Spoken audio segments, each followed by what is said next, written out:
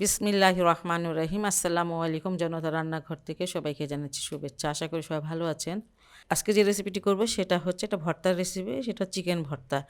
এখানে আমি 300 gram chicken নিয়ে নিয়েছি, এটা ব্রেস্টের পিস।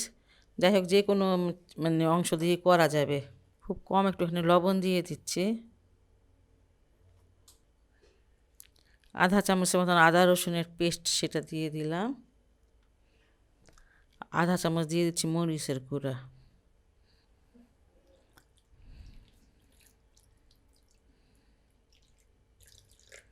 দেড়শো গ্রামের মতন পানি দিয়ে দিলাম। আর এটাকে আমি খুব ভালো করে সিদ্ধ করে নেব।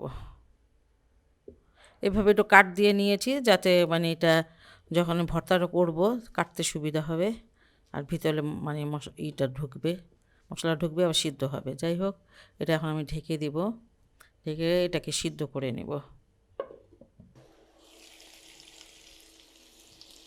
চিকেনটাকে আমি 10-12 মিনিট সিদ্ধ করে নিলাম।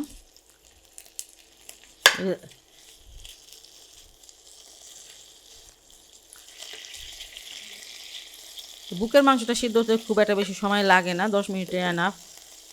তারপরে ওই যে আমি এখন একটু ভেজে নিব বলতে কি মশলাটা পুরো শুকিয়ে যাবে।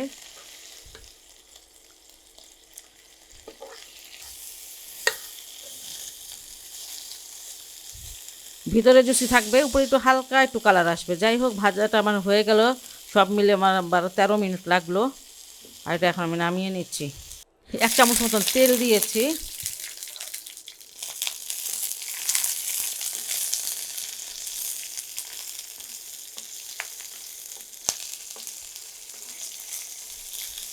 পাঁচটা শুকনা মরিচ আর 3টা কাঁচা মরিচ ভেজে নিচ্ছি। কাঁচা মরিচটা মাঝখান থেকে ভেঙে দিয়েছি, না হলে এটা ফুটবে।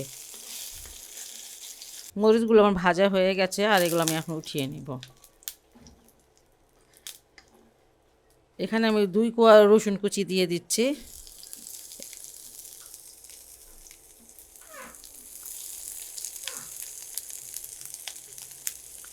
পেঁয়াজটা বেশি হলে ভর্তাটা ভালো লাগে খেতে।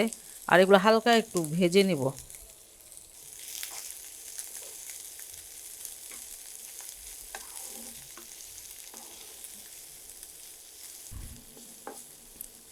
পেঁয়াজগুলো তেমন ভাজা লাগবে না, দিয়ে জাস্ট এটা একটা পেঁয়াজের যে কাঁচা ভাবটা থাকে সেটা চলে গেলেই হবে। আর একটা পেঁয়াজটা ভাজা হয়ে গেছে।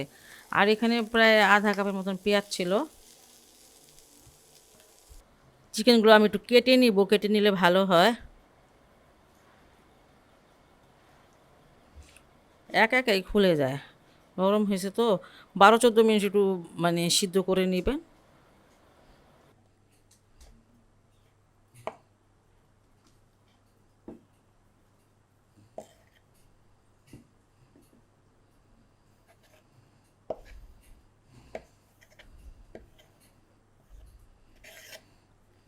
ভর্তাটা করতে চলে আসলাম।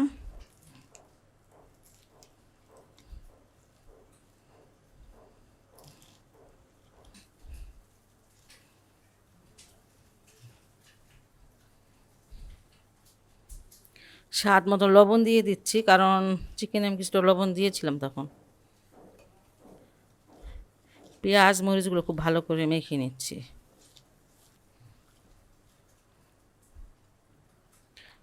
এক মুঠ ধনিয়া পাতা দিয়ে দিলাম, স্বাদ মতন তেল দিলাম,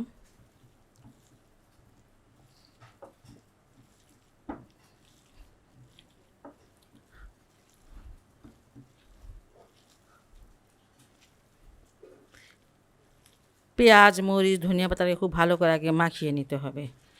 যত সুন্দর করে মাখাবেন ভর্তাটা অতই মজা হবে। এখন চিকেনের সাথে এগুলো সব মাখিয়ে নিব।